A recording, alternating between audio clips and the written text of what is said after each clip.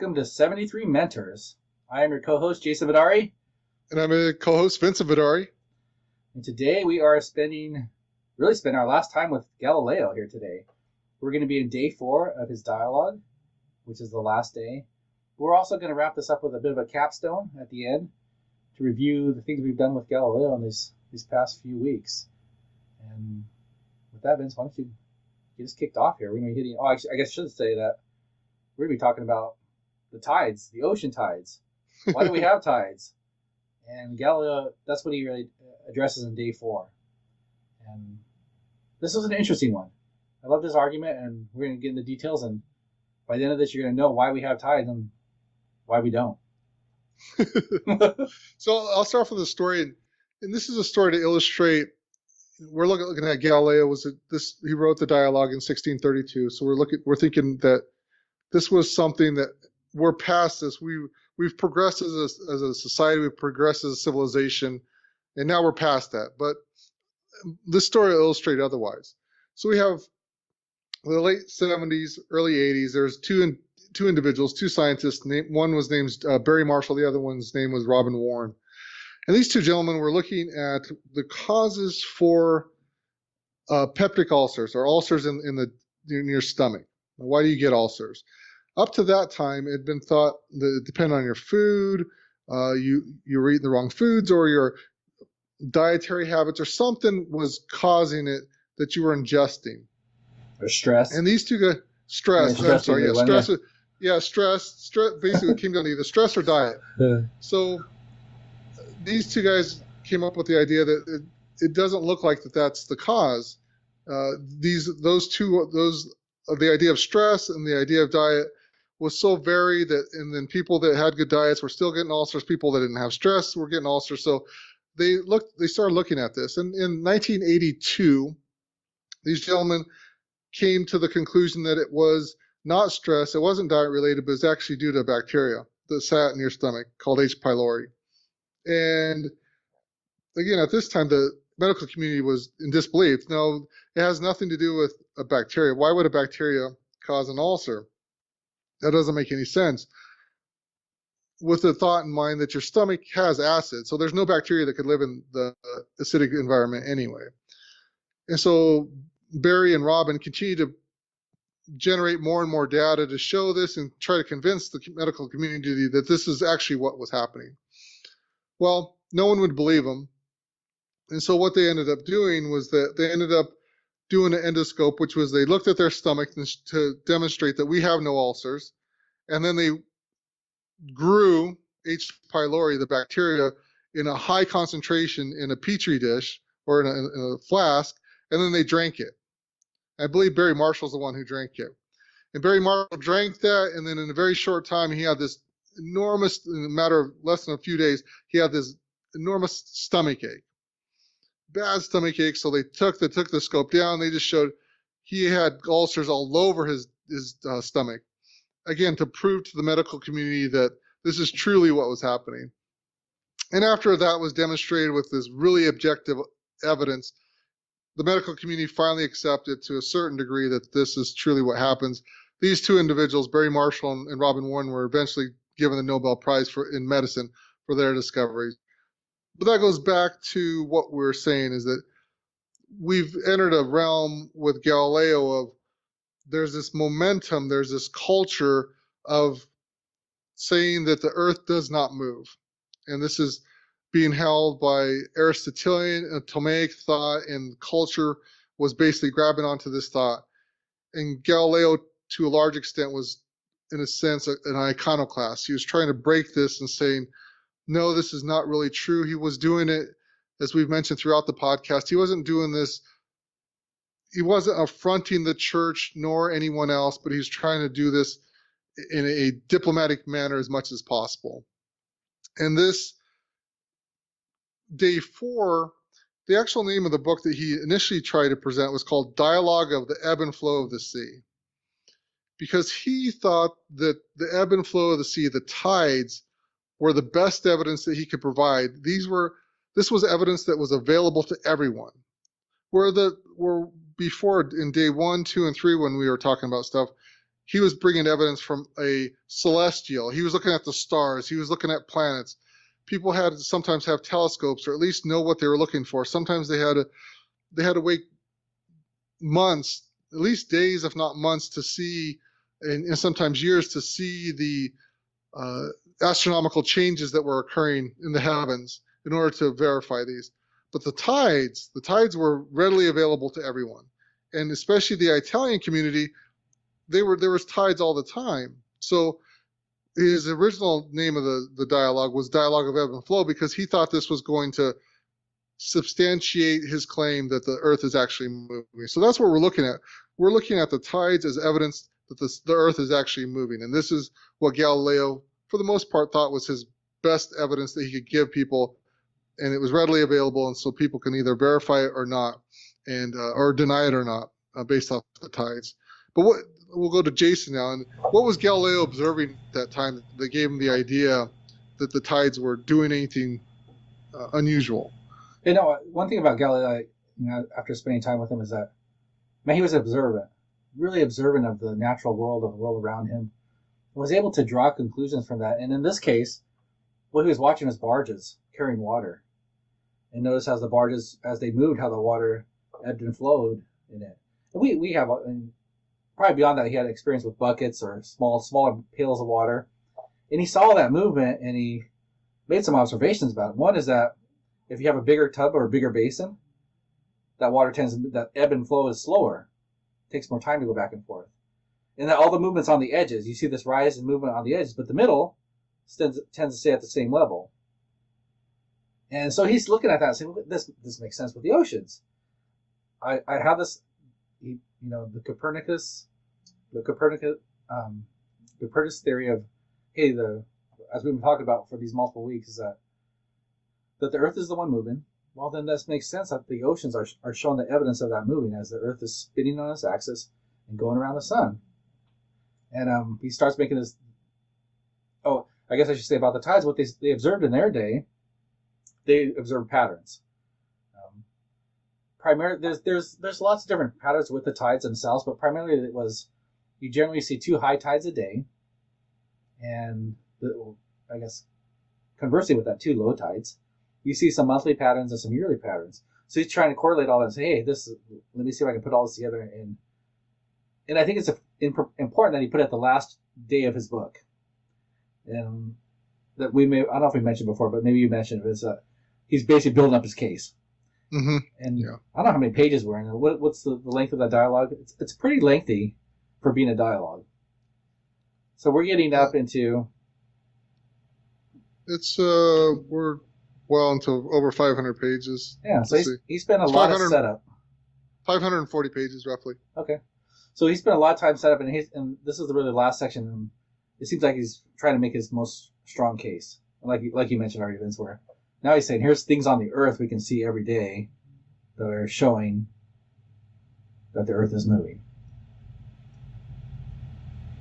And to that point, is his observation, too, is that if you're seeing, based off looking at basins, what happens to the basins? The basin has to move. If a bucket or a basin, or if you just have water in a container and you don't move the container, the water doesn't move. So we should mention a little bit so everyone knows, is that there's 3 characters. So there's still Simplicio still in day 4, who's the Aristotelian and Ptolemaic, so he's holding on to convention. There's Salviati, who's basically the embodiment of Galileo, so he's pushing the Copernican theory. And there's Sagredo. Sagredo is the moderator between the two. He's kind of saying, okay, what's Salviati? Tell me more. And Sagredo or Simplicio, don't you understand this? And they're kind of going back and forth. So with that said, is what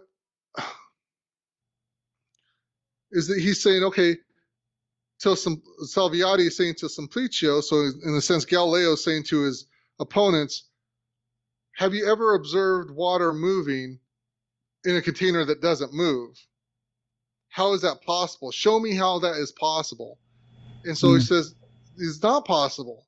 So if that's not possible, how do you explain how the Earth is still staying still while we have tides? So I thought that was fascinating, one Yeah, of his observations. yeah, that's good. And you know what? As we're going through this, I was really fascinated on how good of a case Galileo was making through Salviati, and that I was like, oh, Mm. this is very convincing. I'm thinking, and I found myself even looking online and saying, okay, well, how is this explained? Do we understand this? And basically trying to relate to our current day on how it's going. And so we get up Well, to. Is there something else you want to hit on well, that? yeah. I was going to say, so there's Galileo's point of view at the time, and during the day 4, he actually mentions what were other thoughts of the day, why they were tides, trying to explain how the Earth can remain immovable or still, and the water and tides exist. And so the two main schools of thought that Galileo mentions in day 4 were that because of the depths of the sea, for some reason there's this turning of the depths of the seas, some that are shallower than others, and so there's this movement between the deep seas and the low seas. So it's kind of this twirling or mashing between or mixing between low and high parts of the sea. Again, That I didn't. that's kind of weird. I think they mentioned like light water and heavy water. Like there was Yeah, almost different densities of water. They made each other move around, is what I gathered from that. yeah, and I again, because it's so foreign, it just didn't quite make sense. It was, but that was one argument at the time, that there was a different densities or different heavy and light water within different depths of the seas. And then the third one was that the moon was causing the tides, and the moon was actually pulling the water to a certain degree. Or the moon, there was another part, the moon aspect was that it was rarefying the water. It was making the water heat up in some manner, and then the water would heat up and then expand, and then it would contract. It'd expand and then contract.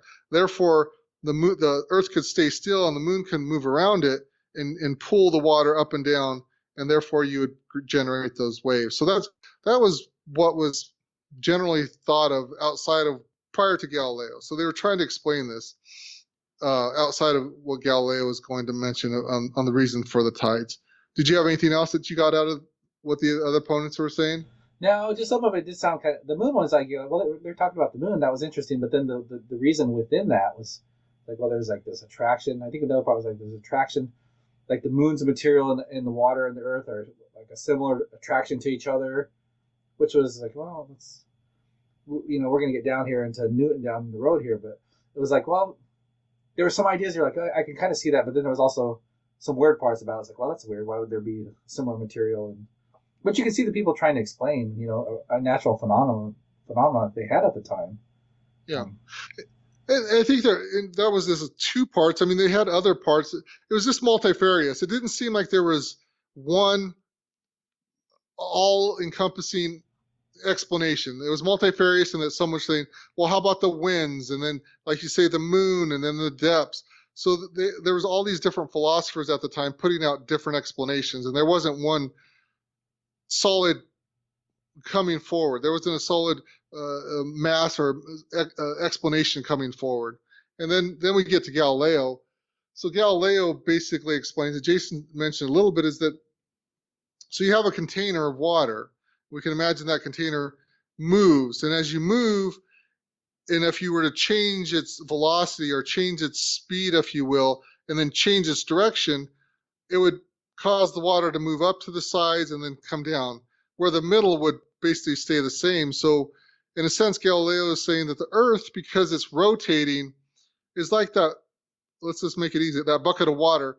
If you have that bucket of water who's staying still, and then you start moving it in a circular motion, you're going to have the water move up along the sides and then come down, move up along the sides and then come down, depending on where it is in that rotation. And so Galileo was saying, this is the reason that you're getting daily changes in the tides. Mm. But then he also includes, you get monthly changes and you get yearly changes, and so he incorporates not only obviously this rotation that you have with Earth, but you also have a rotation around the sun, which he says, okay, you're going forward now, so there's multiple multiple different velocities happening to the Earth at one time, which explains why you get daily tidal changes, why you get monthly tidal changes, and why you get yearly tidal changes.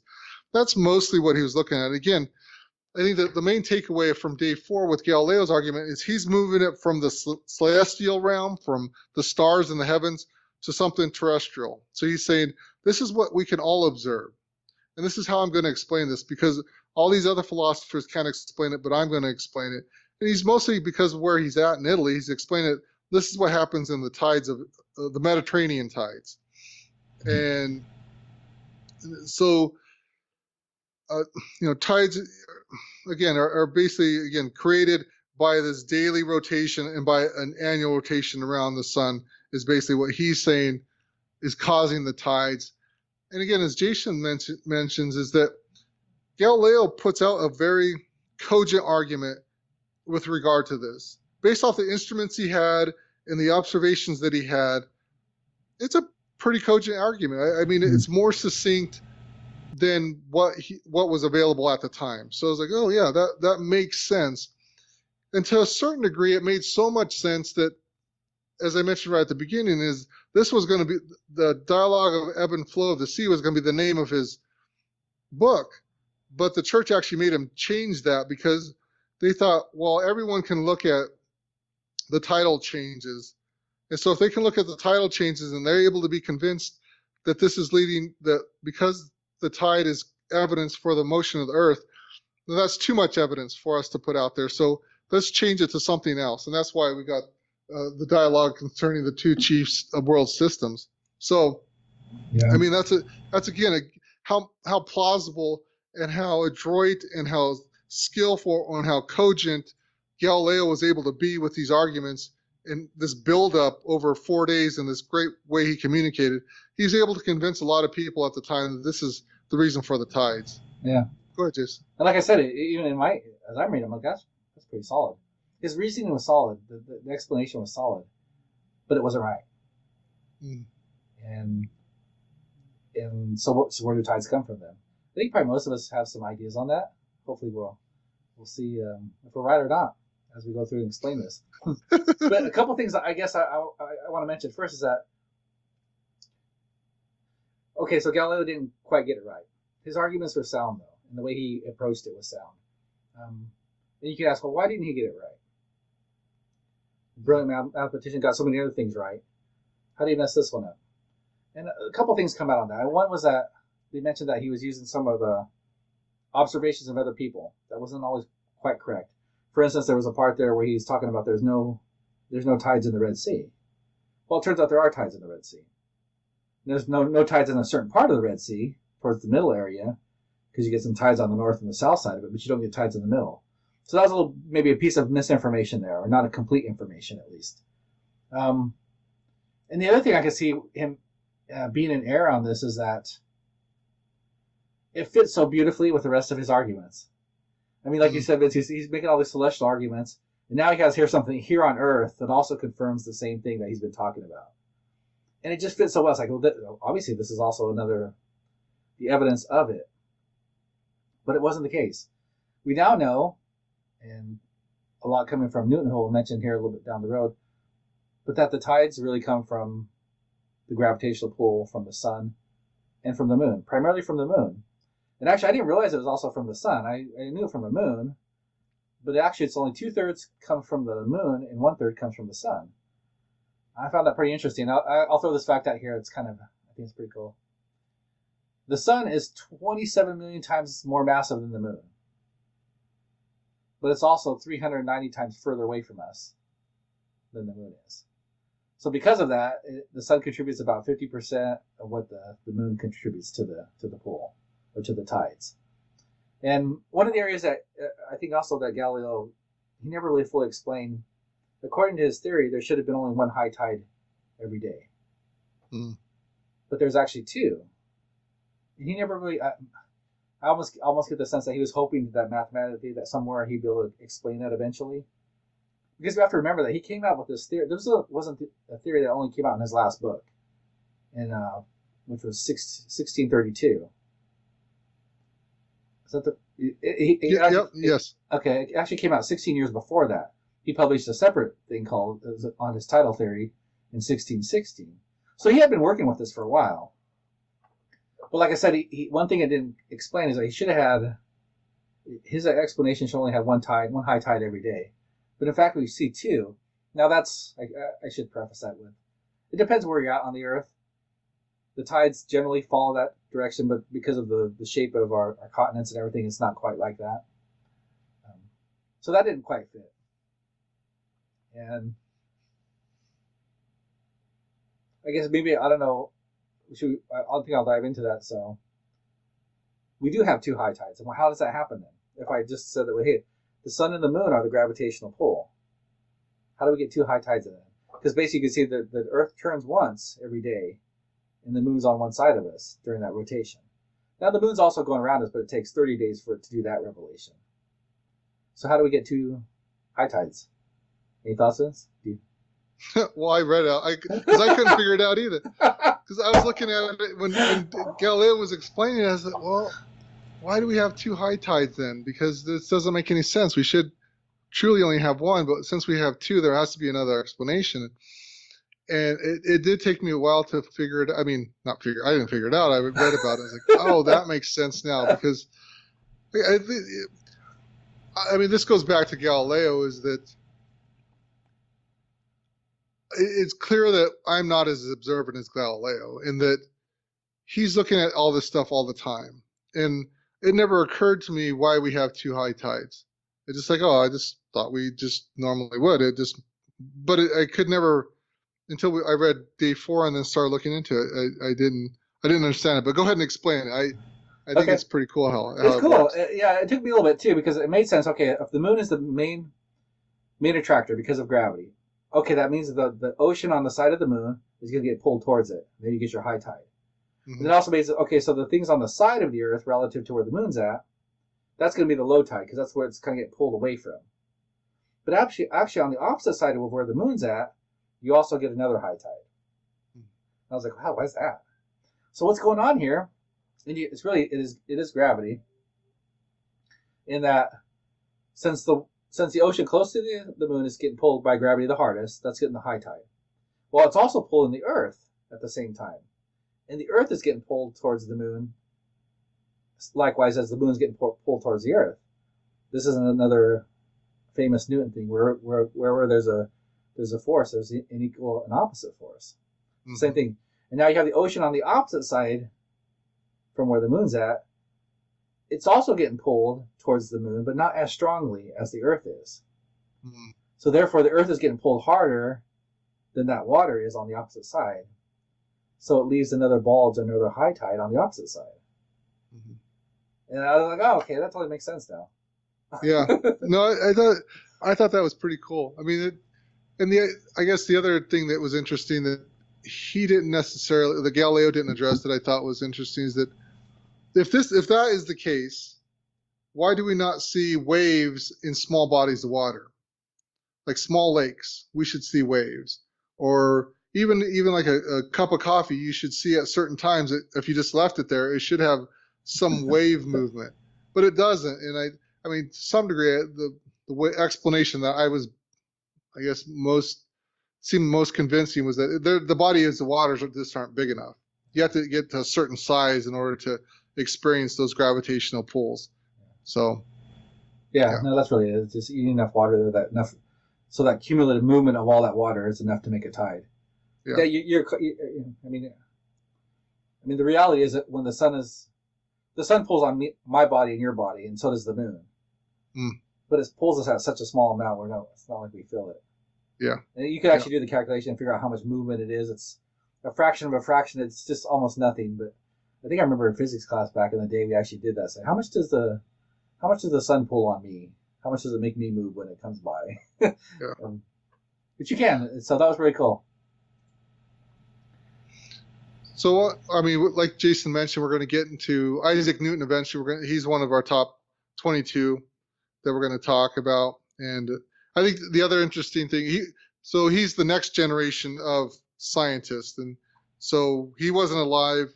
Was he? He was. I don't think he was alive. No, yeah, he wasn't alive quite yet. No, he was. He was born like I think a year or two after Galileo dies. Okay. Interesting enough, yeah. Yeah. So we're the next generation of scientists.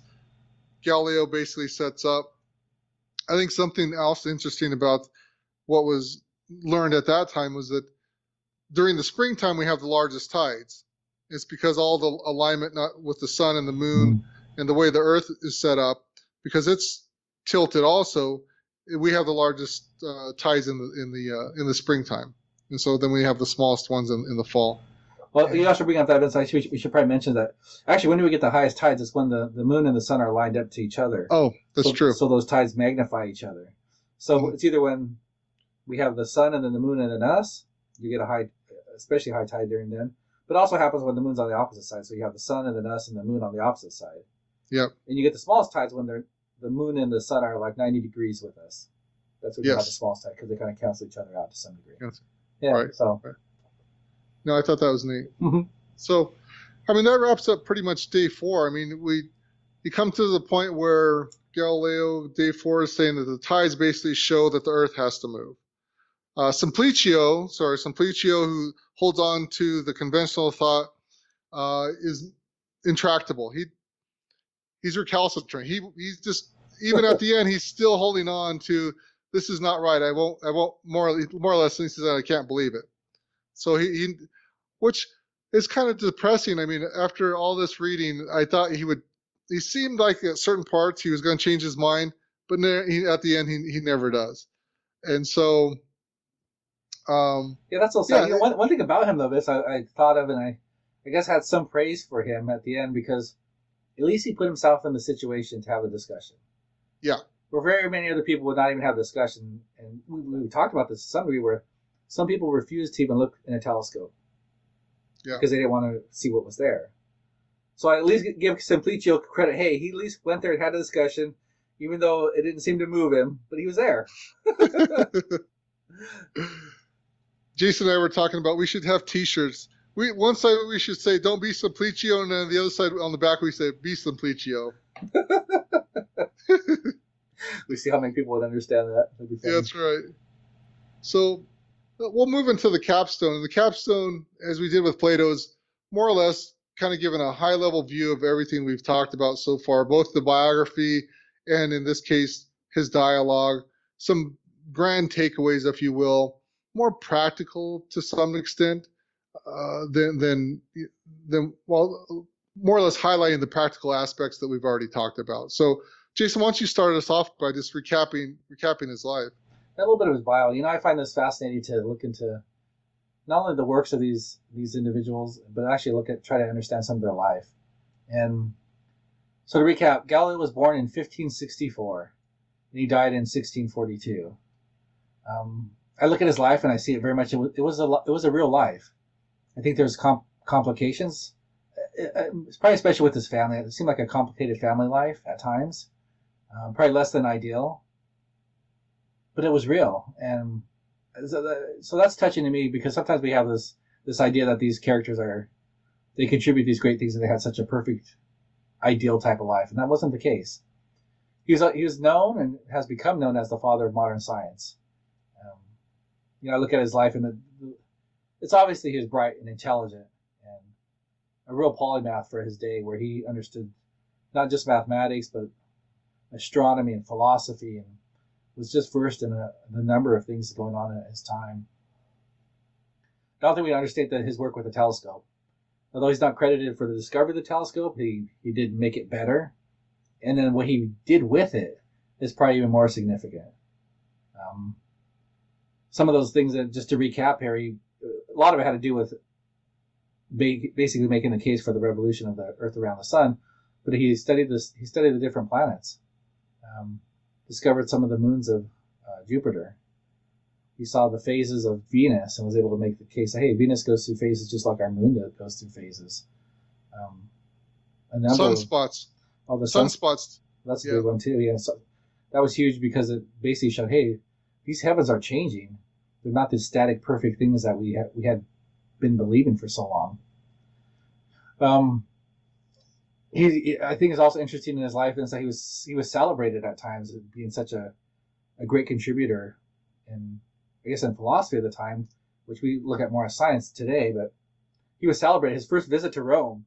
They cheered and really welcomed him into Rome, and where his second was not quite the case. The second time he had to go Rome, and so we get, I guess, coming to the end of his life, that he wrote this dialogue, which we spent time reading the entire book. But that one really was the one that got him in trouble. Got him in trouble with the Catholic Church, because it was basically not only the Catholic Church teaching, but like we talked about, Vincent, so much against the conventional wisdom of the time, the accepted truths of the time.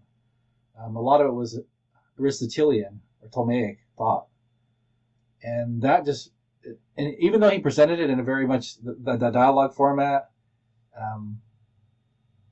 we mentioned that some of his enemies took a case with that and was able to make a case against him. And I think probably the conditions of the time was a big part of that too. This is the Counter-Reformation. The church was very much looking for heretics out there, trying to protect itself, protect its area. And Galileo fell in the crossfires of that and was eventually put on trial. This is late in his life. He's already elderly gentleman at this time. He was classified as a heretic, publicly disgraced, and spent the last 7 years of his life under house imprisonment. And, Vince, maybe I'll throw this out there. I ask you, do you think at the end of his life he was pleased with his life as he saw it? Because one thing occurred to me as I'm going through this again this last time, I thought, you know what? A lot of the contributions of Galileo, he never got to see. The acceptance of his ideas, which were true, happened, decades, even centuries after his death. And he didn't get to see that. So I wonder how he felt coming to the end of his life.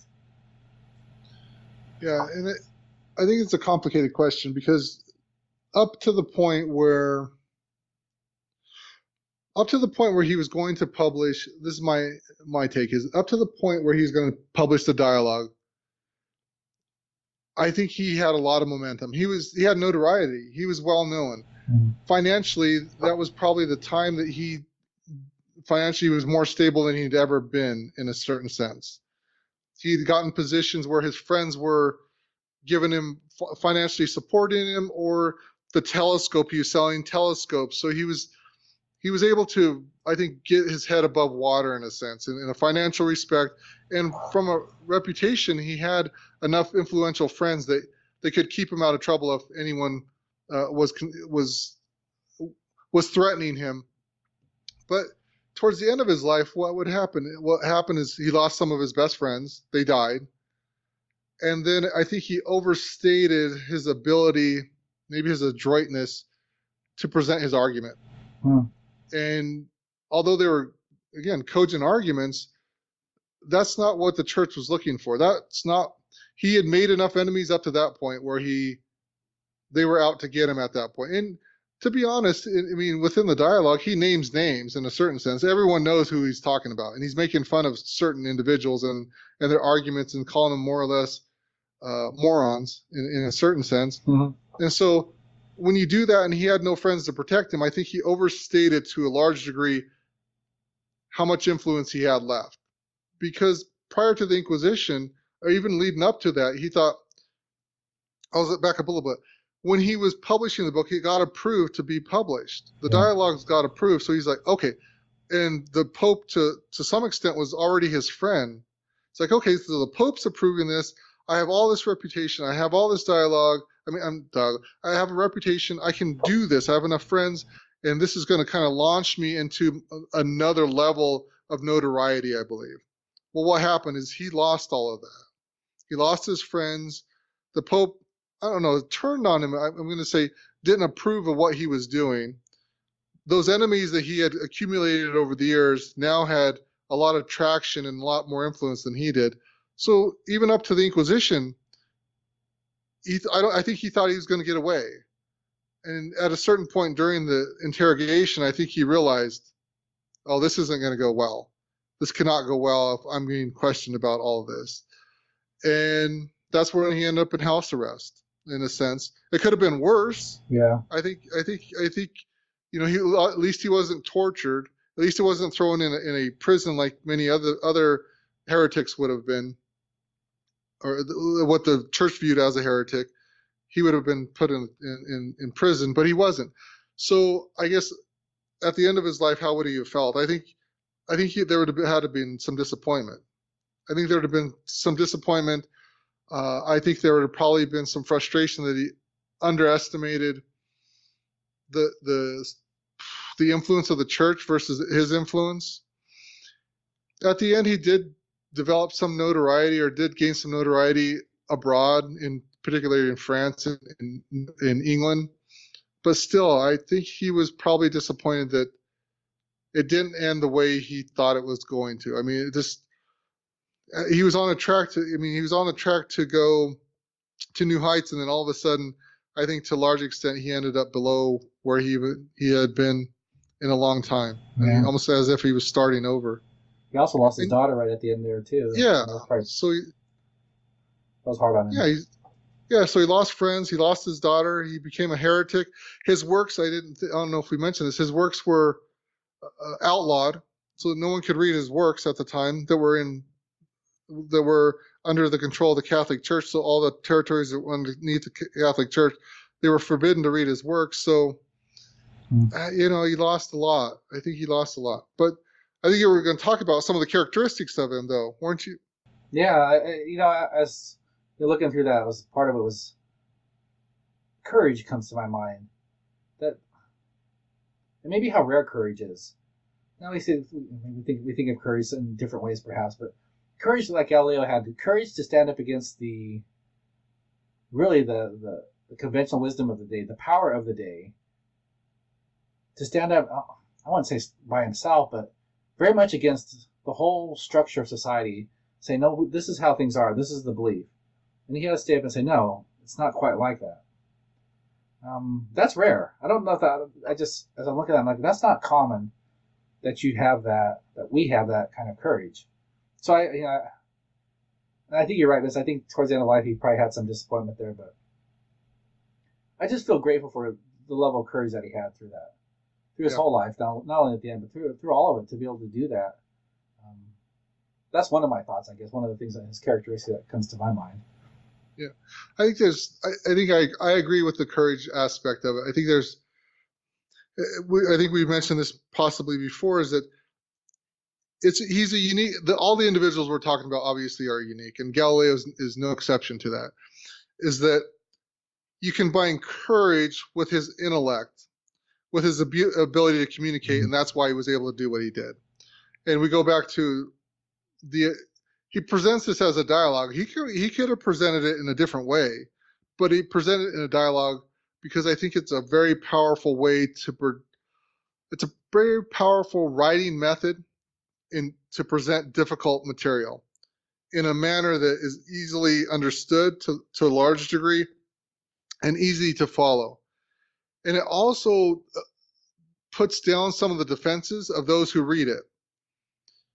And that you can kind of get in this dialogue, or you almost, in the dialogue itself, you almost get the sense that you're there going back and forth with Galileo, with Salviati, you're going back and forth with Simplicio and Sagrado, and kind of seeing, okay, this is how they're seeing it. Now, how does he see it? How does he see it? What is he going to say? So it lets down a lot of defenses. So it's a very powerful method of writing. I think there's some patience, because just like when we read Plato's Republic, some of the arguments being made, I mean, it takes him, in this case, 400 pages to get to the tides. So you have to be a little bit patient. The material, there's multiple lines of thought. Sometimes they're finished, sometimes they're not, which kind of is a little distracting for modern day readers. But again, I think his approach to that was beautiful. Again, there's no doubt his intellectual capacity was tremendous. I mean, there's just no doubt. So that's about the character of him. And as we've mentioned a couple times already, he set the foundation for the scientific revolution that's going to come. So he set the foundation for scientific thought. He set the foundation for scientific discovery. How do you do this? Because up to this point, there was not this check with and looking for objective values. It wasn't that aspect of it. I looked for some mathematical principles to support it. It wasn't that ingrained in what would have been philosophers at that time. So we have that aspect. And I guess that was one thing I took away. The other thing I think that I took away, and maybe a little bit bigger, is that, what made the church say this? Or what made Galileo, what was Galileo's legacy? I mean, we'd say legacy.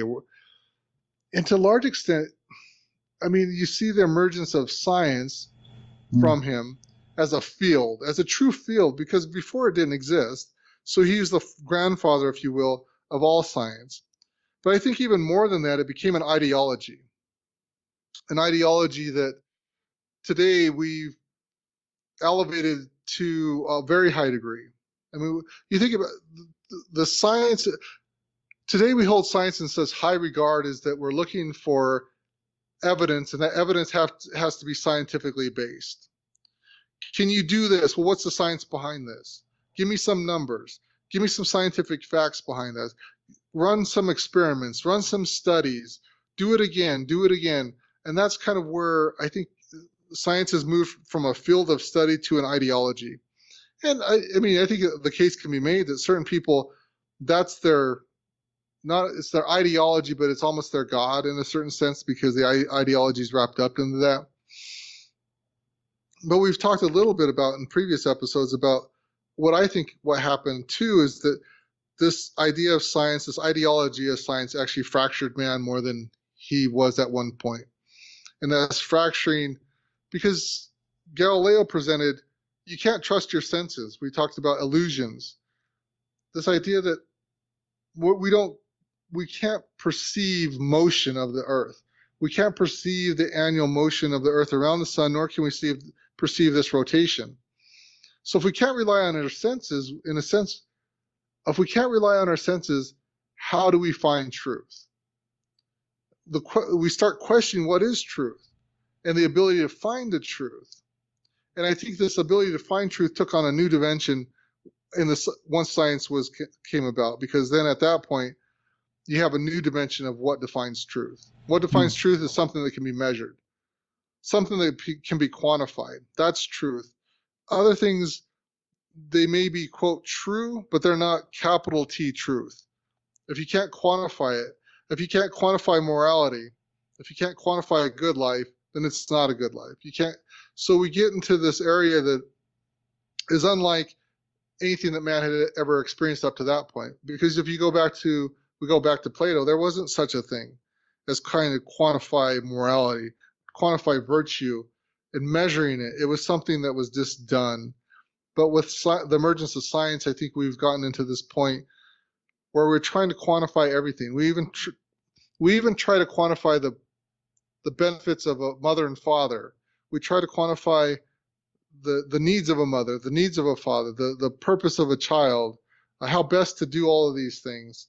Where I think that wasn't the case prior to the emergence of science, where Galileo launched that. What do you think, Jason? I don't know. I find it interesting that I agree with that. I guess my questions that's come into my mind when you're saying, so was it a better thing, or is it a worse thing, or are we better off?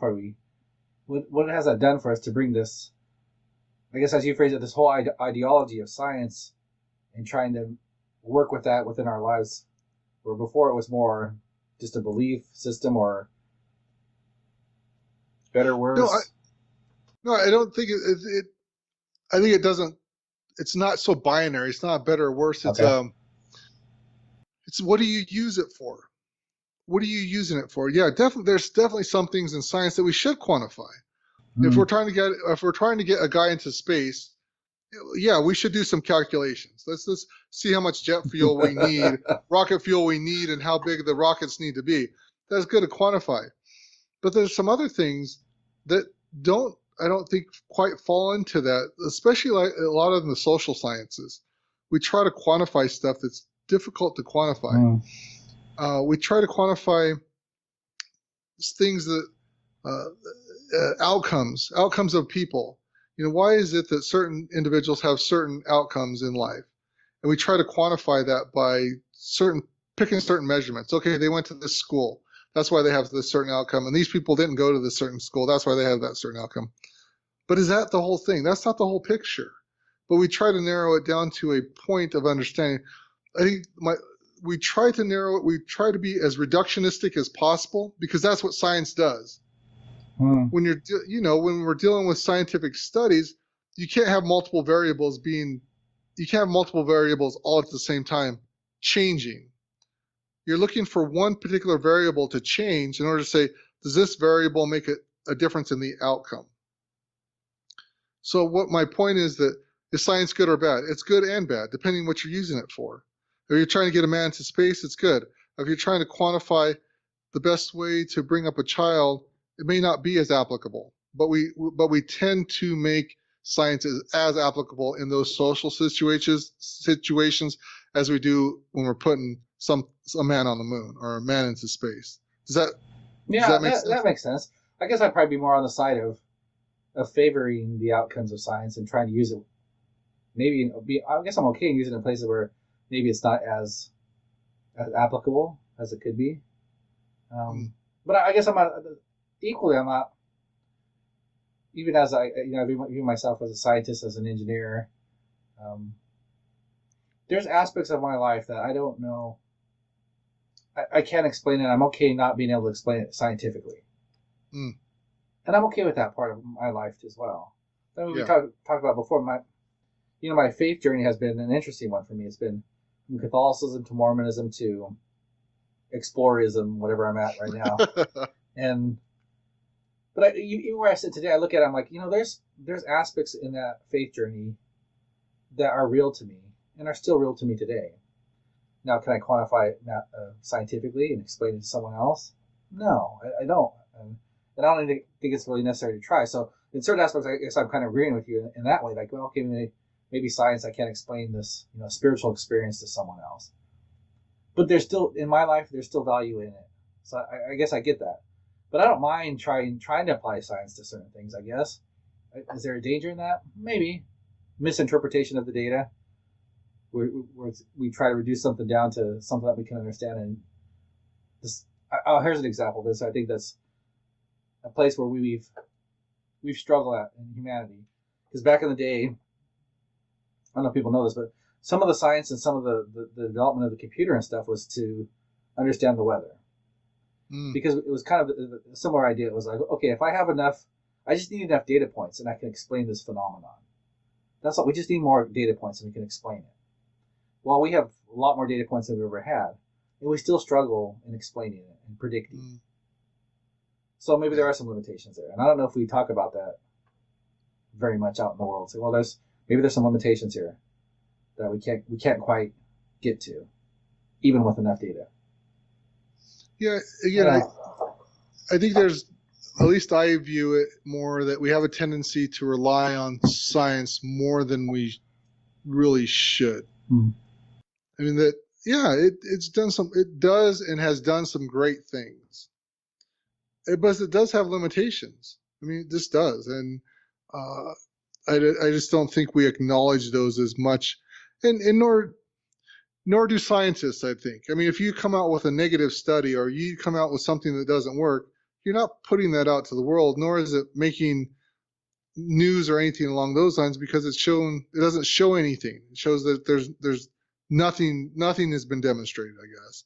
It's only when things have been demonstrated that gets reported. So, no, I agree.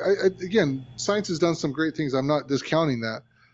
I'm saying that there are certain limitations to that we typically don't acknowledge as much as we should. Yeah, I would agree with that. The other thing I think that happens sometimes with science too, we expand beyond what the science actually says. And that's natural for humans too. It's the science experiment showed this tendency. Okay. And then we want to grab that and say, okay, that proves that this does this and this and that. I see that sometimes. Like, wait a minute, that's not, or that was only one study, or that was only just a few studies that seem to show that. We want to, maybe that just goes back into biases again, Vince, where I want to confirm my biases. So I found a piece of data out here that confirms that. I'm going to grab that baby and, hey, that's scientifically proven. Yeah. Therefore, I can run with it. Maybe that's part of the challenge too. Yeah. Well, we talked about it a little bit. Why don't we move into, we mentioned already Galileo was wrong. Yeah. So, what led him to some wrong, and what can we learn from that?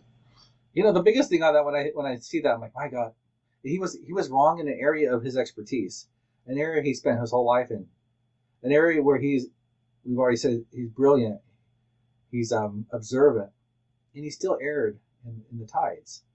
Vince, when I think about that and contemplate that, I actually come to this conclusion, like some of my main ideas, my philosophies on life, and some of my foundations, if you will, they're not likely to be wrong. They're absolutely, something is absolutely wrong in there. There must be, because these aren't even some of it's not even areas of my expertise, if I have any of those areas.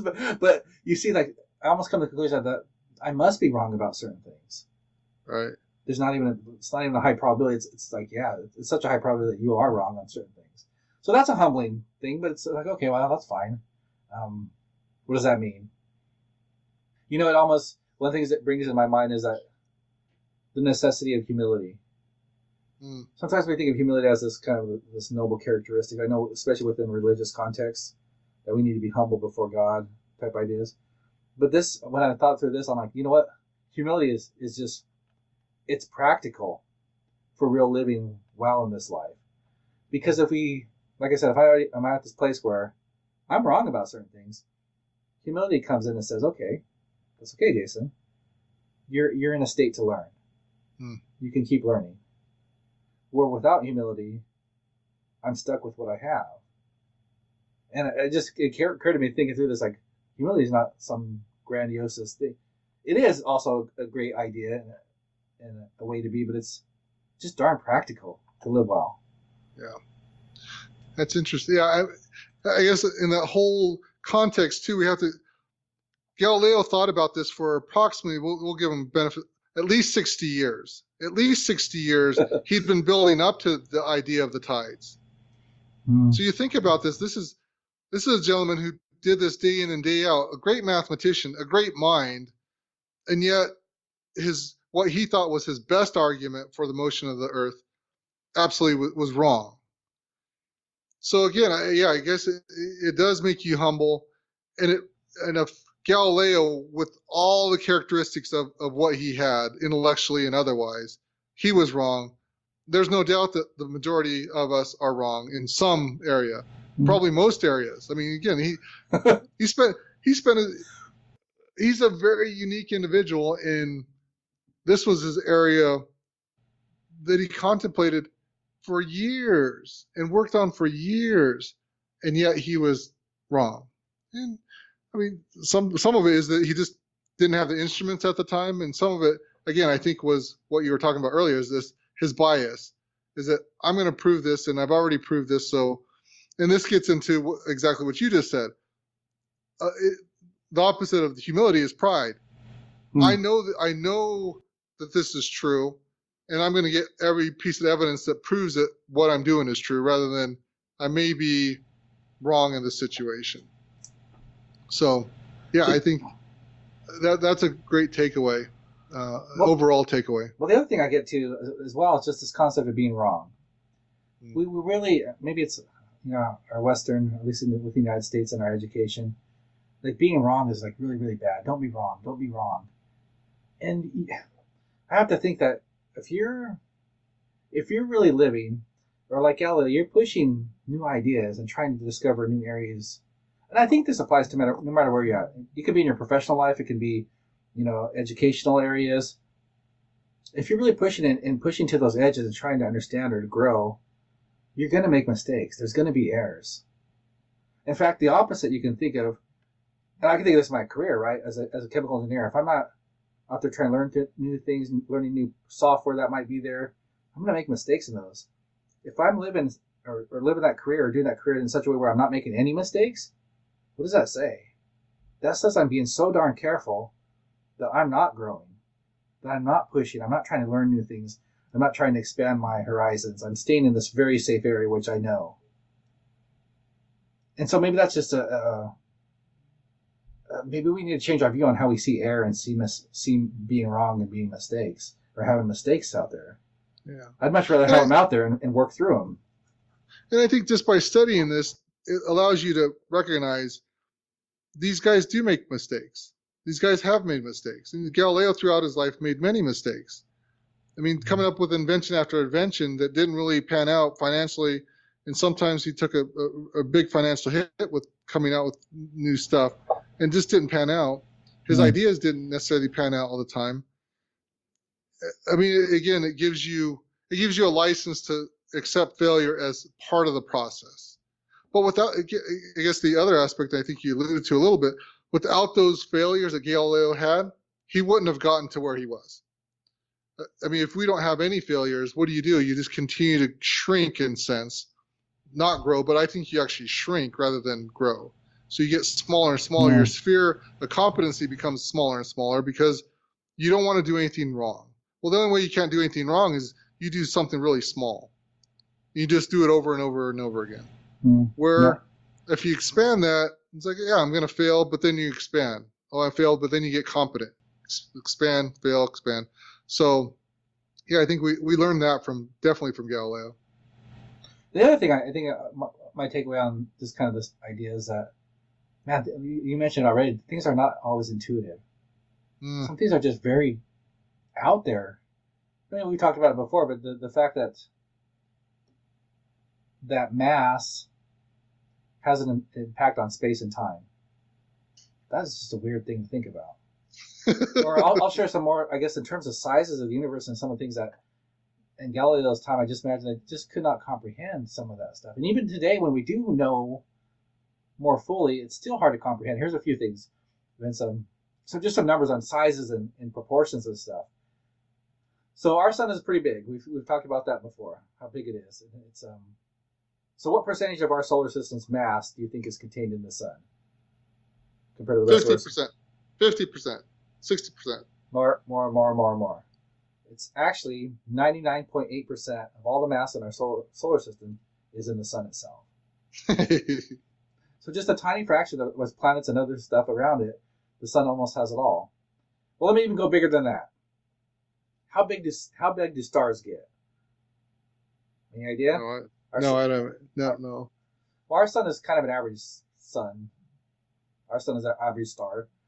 Well, there's a star out there called VY Canis Majoris. It's among the largest stars that we know of. It's a red hypergiant. It's somewhere around 2,000 times bigger in diameter than our sun. 2,000 times bigger. So let me give you a perspective on that in terms of how big, if it was where our sun is, how big would it be? It would be almost all the way out to where Saturn is in terms of size. So we'd be in the middle of the sun where we're sitting in our orbit. And here's another one that very much pertains to Galileo in the tide study we've just been talking about in terms of things not being intuitive, not being so obvious. Well, the surface of the Earth is covered by 71% water. So we look at the Earth, even in Galileo's time, all these huge, massive oceans, all this water out there. 71% of the surface. What percent of the mass of the Earth is water? 10, 20. The water is actually only 0.02% of the Earth's mass. So it covers a lot of the Earth, but it's very thin compared to the rest of the Earth. So those are you just get some illustrations of things that are not quite intuitive. And that causes our mind to stretch. And I get fascinated with stuff like that because it just kind of opens up my mind to think, wow, there's so much we don't know. There's so much yet to learn. And again, maybe that humility comes back in those times too. So, wow, there's a lot of learning we have to do. And Jason, there's a lot of things you still have to learn and try and discover. Yeah. You have anything else? Any other takeaways from Galileo before we leave him? No, I think that was it. I mean, I think that was it. I mean, it's fascinating, great. I mean, a worthwhile book to read for sure, especially anyone in science. He's a fascinating individual. I'll just leave it at that. Yeah, I guess I'll leave with this one thought. As we leave Galileo, we spent time with Plato as well, and it's this concept that even though for them and for Galileo, he built upon those that came before him. Copernicus was part of that, and one of my thoughts was like, why was Galileo seemed to be more prolific in that we know more about him today. And I guess one thought was that, and it's always been there, is communication. Being able to communicate well is hugely influential. I mean, that's kind of obvious, right? But he did it well, and he did it in his writing. He did it through the dialogue that we spent time with. But I think there's another component that I thought of, and that's being prolific in your writing or prolific in your communication, where there's a certain amount of volume that also carries more influence. And then the concept of that Galilei, he didn't do a lot of this stuff on his own. He was with other people, and that, as we talked about at the end of his life, and so he left maybe with some disappointment. With that, he left a great building block for others to come after him, Newton being the next generation to do so. And that process continues on to us today. We've been able to build what we have now because of all those that have gone before us and left things to build upon. And it impressed upon me that should still be part of our goal in life. I don't know if we ever think about that. That part of our life should be to leave things better here so that generations after us can keep building, keep making things better. It's not all just about me today and getting my goods and getting my happiness, getting my goods, and that's it. But we should be building too. That'll be my closing thought. Good. Well, next time we meet, we're going to be going through Karl Marx. Ooh. So Karl Marx, a lot about communism.